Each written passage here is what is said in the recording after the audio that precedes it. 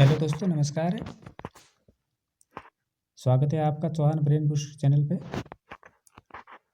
27 नवंबर से जो railway group D के एग्ज़ाम स्टार्ट हो गए हैं, तो उनको ध्यान में रखते हुए हम एक छोटी सी शुरुआत करते हैं साइंस के क्वेश्चनों की।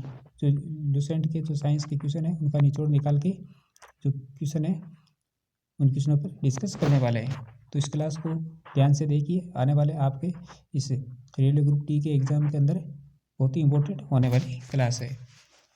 तो चलिए शुरू करते हैं आज की इस क्लास को। कि जो जीव विज्ञान शब्द का प्रयोग है वो सर्वप्रथम लेमार्क जो फ्रांस के रहने वाले और ट्वेरेनिस जो जर्मनी के नामक वैज्ञानिकों ने 1801 के अंदर किया था।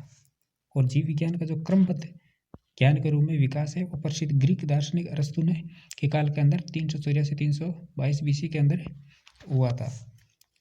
जीव विज्ञान का जनक और जंतु विज्ञान का जनक अरस्तु को कहा जाता है।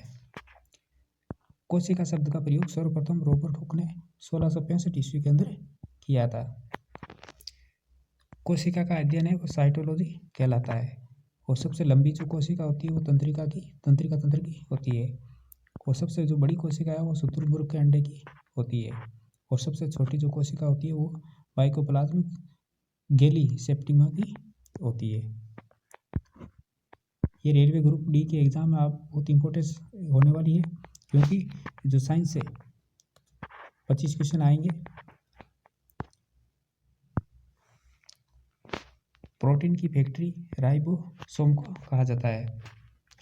कोशिका का जो श्वसन स्थल है और कोशिका का शक्ति केंद्र और कोशिका का इंजन ये माइटोकॉन्ड्रिया को कहा जाता है।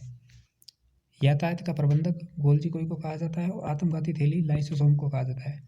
पादप कोशिका की जो रसोई है वो हरित लवक होती है। और पत्तियों का जो पीला रंग होता है वो कैरोटीन के कारण होता है। और टमाटर का जो लाल रंग है वो लाइकोपेन के कारण होता है। और गाजर का नारंगी रंग है वो कैरोटीन के कारण होता है। और चुकंदर का कॉफी कलर है वो विटामिन के कारण होता है।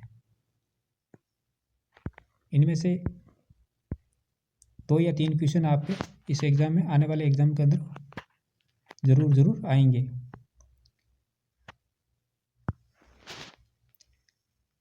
प्रोटीन जो बनने की जो अंतिम क्रिया को ट्रांसलेशन कहते हैं। और जो समसूत्री विभाजन है वो कायी कोशिका के अंदर होता है। और असूत्री विभाजन है वो जनन कोशिका के अंदर होता है।